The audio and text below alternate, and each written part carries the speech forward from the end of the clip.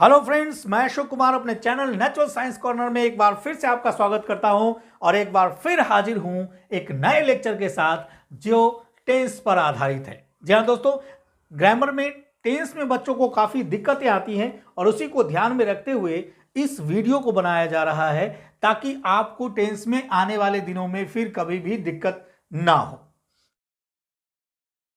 तो पूरे ध्यान से देखिएगा, इस वीडियो को कहीं भी स्किप मत कीजिएगा, क्योंकि स्किप आप करेंगे तो छोटी से छोटी चीज अगर मिस हो गई तो आपको आगे दिक्कत होने वाली है।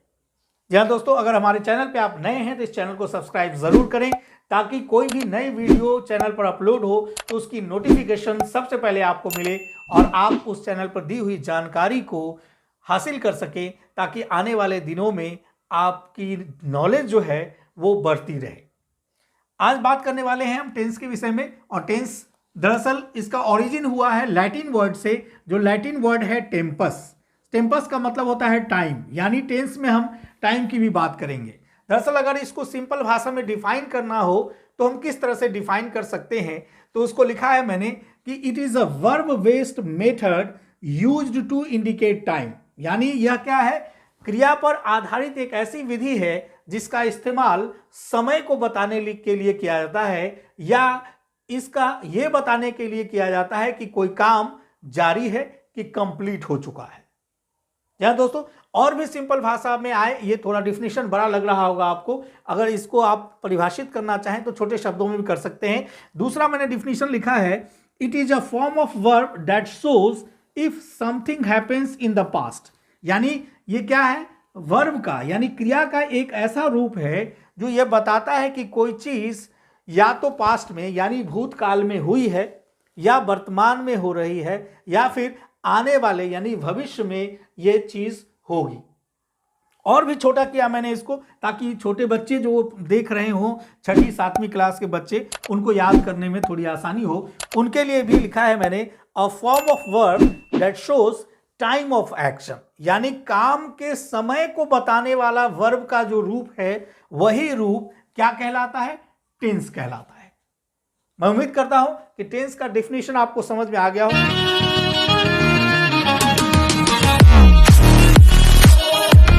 होगा, लेकिन मैं फिर एक बार रिपीट कर देता हूं कि टेंस क्या है, वर्ब का वो रूप है जो आपको बताता है कि आपके काम का समय कौन सा है। आप प्रेजेंट समय में काम कर रहे हैं कि आपने पास्ट में कुछ किया है या फिर आप फ्यूचर में यानी भविष्य में कुछ करने वाले हैं। इन तीनों चीजों के यानी तीनों समय के बारे में वर्ब का रूप बताता है, उसी वर्ब के रूप को हम क्या कहते हैं, टेंस कहते हैं। तो आप समझ गए होंगे कि टेंस को टाइम से क्यों रिलेट किया गया है, क्योंकि बिना इसके रिलेशन के हम टेंस को डिफाइन नहीं कर सकते हैं। तो आपको इन तीनों डिफिनेशन में से जो आसान लगे आप उसको याद रख सकते हैं। छोटे बच्चे हो तो छोटा डिफिनेशन याद रखें, अगर आपका स्टैंडर्ड थोड़ा हाई है तो आप उस हिसाब से ये बड़ा वाला डिफिनेशन भी याद रख सकते हैं। अब हम डिस्कस करेंगे कि आखिर वो समय कौन कौन सा है और उस समय को फिर और किस किस तरह से हम डिवाइड कर सकते हैं ताकि हम टेंस को बड़ी ही आसानी से समझ पाए। जी हाँ दोस्तों, अब देखते हैं आगे टेंस में क्या कुछ खास है। दरअसल ये डिफिनेशन आप अगर नोट करना चाहें तो वीडियो को पॉज करके नोट कर सकते हैं ताकि आपको आने वाले दिनों में इसमें दिक्कत नहीं हो या इसके डिफिनेशन में दिक्कत नहीं हो। अगर कोई भी कंफ्यूजन आती है लेक्चर के बाद तो आप कमेंट बॉक्स में लिखकर हमें भेज सकते हैं और हम तुरंत ही उसका जवाब आपको देंगे। अब आइए देख लेते हैं कि समय आखिर टेंस में कौन कौन सा ऐसा समय है जिस समय को डिफाइन करने के लिए वर्ब अपने रूप को बदलता रहता है। यहाँ दोस्तों, जैसा आप सभी जानते हैं कि समय 3 तरह के हो सकते हैं, एक जो वर्तमान अभी चल रहा है, एक समय जो आपका बीत चुका है और एक ऐसा समय जो आपका आने वाला है। और तीनों समय में आप कुछ ना कुछ तो काम करेंगे। जैसे मान लो कि मैं अभी पढ़ा रहा हूं तो ये मेरा क्या है, वर्तमान समय है, यानी प्रेजेंट में मैं क्या कर रहा हूं, आपको पढ़ा रहा हूं। उसी तरह से मान लो मैंने कल कोई लेक्चर दिया होगा, ठीक है, कोई कुछ पढ़ाया होगा, यानी वो कंप्लीट हो गया काम कि कल मैंने मान लो इस पे कोई लेक्चर दिया था तो वो काम कंप्लीट हो गई। जो मैंने पहले डिफिनेशन में लिखा था कि क्या है, कंटिन्यूएशन को बताता है। कंटिन्यूएशन यानी जैसे मैं कहूं कि मैं अभी पढ़ा रहा हूं तो ये काम मेरा कंटिन्यू है, चल रहा है। मैंने किसी समय इस काम को स्टार्ट किया और अभी ये जारी है, दैट इज कंटिन्यूएशन। ठीक है, उसी तरह से मैं कहूं कि मैं कल इसको पढ़ा चुका हूं, तो पढ़ा चुका हूं इट मीन्स कि वहां काम ये खत्म हो चुका है, कंप्लीट हो चुका है, तो कंप्लीटनेस को दिखाता है। ठीक, उसी तरह से मैं ये कहूं कि कल मैं फिर इसको पढ़ाऊंगा, तो वो कल की बात होगी, यानी आने वाले समय की बात होगी, तो वो फ्यूचर हो जाएगी। यानी 3 समय की हम बात करेंगे यहाँ पे। तो समय के आधार पर टेंस को जो है वो 3 तरह से हम डिवाइड कर सकते हैं। एक को कह सकते हैं प्रेजेंट टेंस, यानी हिंदी में अगर आप जानना चाहें तो इसको बोलते हैं वर्तमान समय, या वर्तमान टेंस को नॉर्मली क्या होता है, ग्रामेटिकल भाषा में काल कहा जाता है, तो वर्तमान का। उसी तरह से जो समय बीत गया उसको आप कह सकते हैं पास्ट टेंस, यानी हिंदी में इसको बोलते हैं भूतकाल, वो समय जो बीत चुका है। और तीसरा इसको आप बता सकते हैं फ्यूचर टेंस। मोस्टली बहुत जगहों पे, पूरी दुनिया में बहुत जगहों पे टेंस का इस्तेमाल किया जाता है अंग्रेजी बोलने के लिए, लिखने के लिए, लेकिन कुछ ऐसे भी होते हैं शब्द जिसमें टेंस की कोई ज़रूरत नहीं पड़ती है, लेकिन वो अलग केसेस हैं, उसको हम बाद में डिस्कस करेंगे। अभी ज़रूरी ये है कि आप जान लें कि टेंस आखिर है क्या, क्योंकि बिना इसके आप अच्छी अंग्रेजी नहीं बोल पाएंगे। तो फ्यूचर टेंस हो गया, यानी भविष्यकाल, यानी आने वाले दिनों में की बात करेंगे, आने वाले समय की बात करेंगे, तो हम उसको फ्यूचर टेंस के अंदर लेकर जाएंगे, भविष्य का। तो टेंस को 3 भागों में डिवाइड किया गया समय के आधार पर। जो पहला समय था उसको हमने कहा प्रेजेंट टेंस, जो अभी चल रहा है, वर्तमान समय। एक वो समय जो हमारा बीत चुका है उसको पास्ट टेंस, और जो एक समय हमारा आने वाला है उसको हम लोग भविष्यकाल यानी फ्यूचर टेंस में डालेंगे। अब क्या हुआ, मुख्य तो 3 हो गए, लेकिन इन तीनों को भी 4 सब डिविजन्स में डिवाइड किया गया है, यानी अध्ययन की सुविधा के लिए समय और काम के हिसाब से इसको 4 और सब कैटेगरी में डिवाइड किया गया है। और कौन कौन सी सब कैटेगरी है, आइए उन तमाम चीज़ों से आपको हम रूबरू करा देते हैं। दरअसल अगर बात करें, इन तीनों की 4-4 कैटेगरी है और सेम ही है, और एक को बताएंगे तो दूसरा आपको समझ में आ जाएगा। सिर्फ उसमें क्या है कि प्रेजेंट की जगह पास्ट लगा देंगे, पास्ट की जगह फ्यूचर लगा देंगे, बाकी सब कुछ क्या है, कॉमन रहेगा नाम। तो आइए पहले हम प्रेजेंट के 4 पार्ट देख लेते हैं, और उसी तरह से फिर पास्ट के देखेंगे, फिर फ्यूचर के देखेंगे। अगर कहीं भी कोई कंफ्यूजन हो, मैं बार बार ये कहता हूं कि आप कमेंट बॉक्स में हमें लिख कर भेजेंगे, और हम पूरी कोशिश करेंगे कि तुरंत आपको उसका रिप्लाई करें।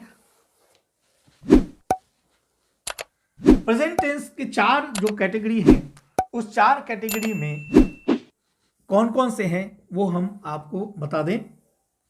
दरअसल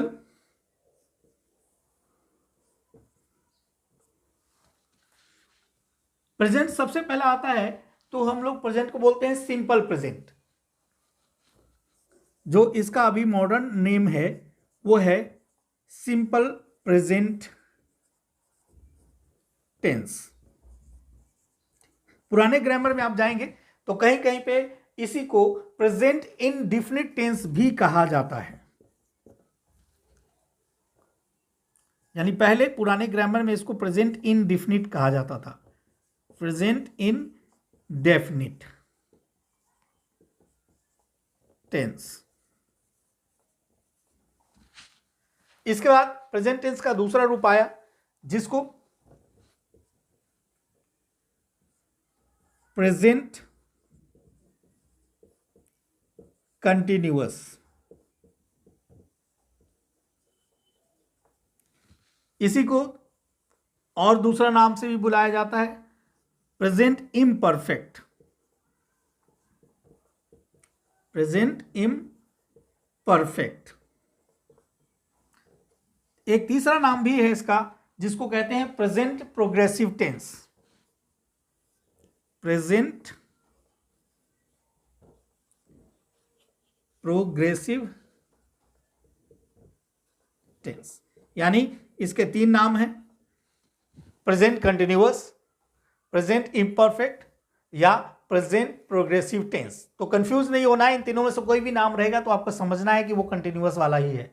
ठीक उसी तरह से अगर कहीं पे प्रेजेंट इंडिफिनिट लिखा हुआ मिलता है तो कंफ्यूज नहीं होने का है, उसका मतलब सिंपल प्रेजेंट टेंस ही है। तीसरी बात करें तो यहां पे तीसरा है present perfect tense. Present perfect tense. और चौथे की बात करें, फोर्थ जो है वो है present perfect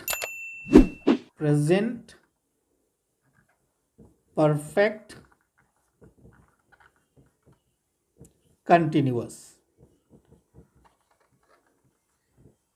present perfect continuous. तो प्रेजेंट टेंस के 4 पार्ट हुए।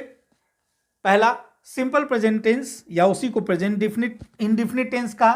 दूसरा प्रेजेंट कंटिन्यूअस या प्रेजेंट इम्परफेक्ट या फिर प्रेजेंट प्रोग्रेसिव टेंस, ये तीनों नाम। तीसरे में प्रेजेंट परफेक्ट टेंस और चौथे में प्रेजेंट परफेक्ट कंटिन्यूअस टेंस। तो प्रेजेंट के 4 पार्ट हो गए। ठीक इसी तरह से पास्ट में भी आएंगे तो सिर्फ क्या करना है, यहां पर पास्ट हो गया तो यहां पे जैसे सिंपल प्रेजेंट है उस जगह हो जाएगा सिंपल पास्ट। यहां प्रेजेंट कंटिन्यूअस है तो हो जाएगा पास्ट कंटिन्यूअस। उसी तरह past imperfect, past progressive tense. उसी तरह से प्रेजेंट की जगह यहाँ पास्ट परफेक्ट हो जाएगा, यहाँ भी प्रेजेंट परफेक्ट कंटिन्यूअस की जगह past perfect continuous. Same future में भी हो जाएगा। यानी चारों पार्ट में क्या होगा, सिर्फ हमें इसका फर्स्ट चेंज करना है, नेम प्रेजेंट की जगह पास्ट कर देना है और पास्ट की जगह फ्यूचर कर देना है। तो चारों कैटेगरी यानी कुल मिलाकर आपको कितने पढ़ने हैं इनके फॉर्म, 12 पढ़ने हैं। 4 इसके 4 उसके, यानी 4 4 8 और 4 12। तो टोटल आपको 12 टेंसेस में पढ़ने हैं, जिसमें इनके फॉर्मूले अलग अलग होते हैं और उन फॉर्मूले से हम डिफाइन करते हैं कि आखिर हमारा टेंस का फॉर्म यानी उसका रूप कैसा होगा, उसका सिंटैक्स कैसा होगा। वो सारी चीज़ें हम इसमें डिस्कस करने वाले हैं। तो आइए सबसे पहले बात कर लेते हैं प्रेजेंट टेंस की कि एग्जैक्टली प्रेजेंट टेंस है क्या, हम कैसे बताएंगे, प्रेजेंट टेंस में क्या बताएंगे, क्या चीज़ होगा। तो कहता है कि प्रेजेंट टेंस हमारे प्रेजेंट टाइम को डिफाइन करता है, यानी वर्तमान समय में कोई भी सब्जेक्ट क्या कर रहा है, ठीक है, वो बताने वाला कौन है, आपका प्रेजेंट टेंस है। अब समझिए इसमें कुछ चीजें आपको जाननी जरूरी इसलिए होती है क्योंकि आप इसमें जानेंगे कि सब्जेक्ट क्या है, ऑब्जेक्ट क्या है और वर्ब क्या है। राइट, सब्जेक्ट, ऑब्जेक्ट और वर्ब, क्योंकि इन तीनों पे ही आपका डिपेंड करता है कि टेंस। सब्जेक्ट कौन है, अगर पूछा जाए कि सब्जेक्ट क्या है तो सब्जेक्ट किसको बोलेंगे, तो सिंपल भाषा में समझिए कि जैसे मान लो मैं कहूं कि मैं टेंस पढ़ा रहा हूं, तो यहां सवाल पूछेंगे कौन टेंस पढ़ा रहा है, मैं पढ़ा रहा हूं। तो मैं पढ़ा रहा हूं इट मीन्स कि यहां मैं यानी आई क्या हुआ, सब्जेक्ट हुआ, यानी वो पर्सन जो कुछ कर रहा है वो क्या है, उसका सब्जेक्ट है। अब ऑब्जेक्ट कौन है, यानी मेरे काम का प्रभाव जिस पे पड़ रहा हो, मेरे काम का इफेक्ट जिस पे पड़ रहा होगा वो क्या कहलाएगा, ऑब्जेक्ट कहलाएगा। यानी मैं किसको पढ़ा रहा हूं, बच्चों को पढ़ा रहा हूं, तो बच्चे यहां यानी स्टूडेंट क्या हो गए, ऑब्जेक्ट हो गए। ठीक है, अगर मैं क्या पढ़ा रहा हूं, कोई अगर बुक की बात करते हैं तो बुक ऑब्जेक्ट हो गया। उसी तरह से वर्ब क्या है, वर्ब तो मेन क्रिया है, यानी काम यहां क्या हो रहा है, पढ़ाने का काम हो रहा है। तो जो काम हो रहा है, जो क्रिया हो रही है वो हमारा क्या है, वो वर्ब है, यानी करने वाला जो बोल रहा है, ठीक है, वो क्या है, सब्जेक्ट है। जो उसको सुन रहा है यानी उस काम का प्रभाव जिसके ऊपर पड़ रहा है वो ऑब्जेक्ट है, और जो काम हो रहा है वो काम आपका क्या है, वर्ब है। ठीक है, और जिस समय में ये सब हो रहे हैं उस समय को फिर अलग अलग नाम दिया जाएगा कि वो प्रेजेंट समय में वो काम हो रहा है, कि पास्ट में हुआ है, कि फ्यूचर में होने वाला है। क्या दोस्तों, तो सब्जेक्ट, ऑब्जेक्ट और वर्ब, ये 3 चीजें आपको ध्यान रखना है कि सब्जेक्ट एग्जैक्टली है कौन, ऑब्जेक्ट कौन है और फिर वर्ब क्या है। और इसी के आधार पर आपका स्ट्रक्चर डिजाइन होगा किसका, टेंस का। जो भी टेंस हम पढ़ेंगे उसका स्ट्रक्चर इन्हीं के आधार पर डिजाइन किया जाएगा ताकि आपको आसानी से समझ में आए कि आखिर अगर सिंपल प्रेजेंट की हम बात करते हैं तो उसका स्ट्रक्चर क्या होगा, कंटिन्यूअस की बात करेंगे तो स्ट्रक्चर क्या होगा, अगर परफेक्ट की बात करेंगे तो स्ट्रक्चर क्या होगा, या फिर परफेक्ट कंटिन्यूअस की बात करेंगे तो उसका स्ट्रक्चर कैसा होगा। जी हाँ दोस्तों, तो आइए आगे चलते हैं। सबसे पहले बात कर लेते हैं हम लोग, यानी आप समझ गए, अगर कोई कहता है कि प्रेजेंट टेंस को डिफाइन करिए, तो प्रेजेंट टेंस क्या है, ये आपको इंडिकेट करता है प्रेजेंट टाइम को, यानी वो टेंस, जो टेंस आपके प्रेजेंट समय को, वर्तमान समय को इंडिकेट करता है, उसको रखा जाता है प्रेजेंट टेंस की कैटेगरी के अंदर। ठीक है, तो अब बात करेंगे सिंपल प्रेजेंट टेंस की, कि सिंपल प्रेजेंट टेंस को हम कैसे पहचान सकते हैं, पहचानने का तरीका क्या है और किस तरह से उसका स्ट्रक्चर डिजाइन किया जा सकता है।